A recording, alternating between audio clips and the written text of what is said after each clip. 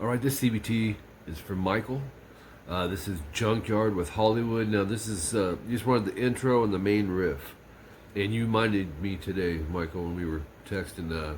Rest in peace for David Roach, who passed away. Man, we're losing all of our people we grew up listening to. Man, it's crazy.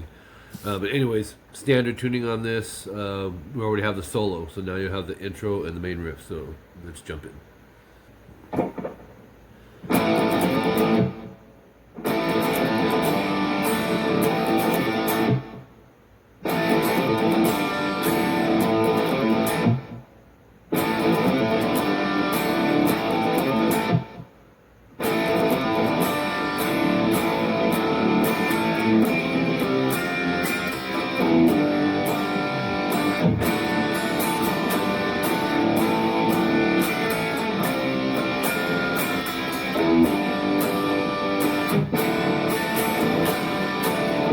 Those are both the parts we're working on. Let's jump right in. Intro, 1 second in, based out of just an A5 power chord, open A, 2D. Stuff like this, Michael, because I haven't seen you play, but I need to bring this up, just because I don't know. When you're playing stuff like this, it's a good idea to take the thumb and just mute. I'm sure you've seen players play like that, and they're like touching. You may be thinking, why is your thumb up there? There's usually a reason for it. In this case, if you accidentally hit that E, something like that, where if you're muting it, it just totally makes it a huge difference, as you can hear right there. So if you're not doing that, I'd try working that through. Down, down, up, down. That final down, you can play the A and the D string, by the way. That final down is 3A, pulling off to an open A, like this. So pick, pull, don't go, and just lift off. In essence, this becomes a pick. You have to pluck it down to get the volume. And then an open A after that. And then open A, second fret bar, D and G. We're already pretty much doing that. Just catch that on an up strum, and we're going to mute the top string. So slowly it's... And then rest. Just karate chop over them strings. And then it starts over for the first part, up through the pull-off. After the pull-off, go down up on the open A, into this, what I call the rock G, middle finger 3E, muted A with our angle, 3B and 3E, strum all 6. Into a D major, third finger can stay, go middle 2E, index 2G, thumb, we can go ahead and mute up on the low E just in case, and hit the last 4 strings, or a 5 even works, but it would sound like this.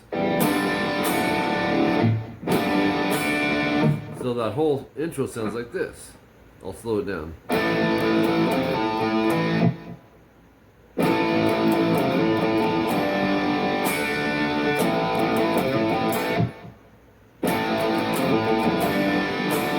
Alright, it goes a bunch of times.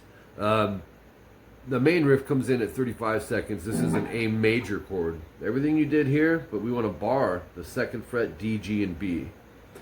And we're going to strum. I'm going to mute string 6 with my thumb. We're going to go down on A through B. Do it again, but drop down 4D and 3B with these 2 fingers. I call these the Kiss chords or Rolling Stone chords. Not only me, a lot of people do. But anyways, you're going to strum the same 4 twice. And then pull these off. And then play the 2nd fret on the G string, which is already there. So slowly it's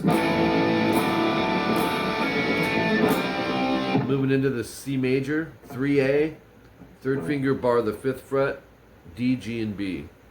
With the index, I can now mute underneath string 6 in case I touch it. Because if I probably will, and here's what it would sound like if I don't mute. Here's how it sounds when I mute. Game changer, right? So strum, rest, strum, strum. That last strum there, we're going to add the pinky to 6B. So it'll sound like this. Rest, strum D, G, and B. And then lift your pinky off, do 5B, 5G. So it's open E and transition to the rock G 3 times. That third one, you rest after it. into the D that we used earlier, and you're going to go down, up, and then down on the G, down on the D. So, from the D major, or from the G, after you go, let's take it from right after that.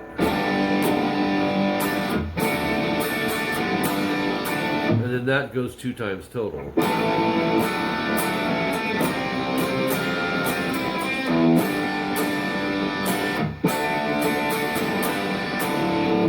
And there you have it. Really cool, both those parts. When you think of rock and roll, this is exactly that. So, appreciate you, Michael. Talk to you soon.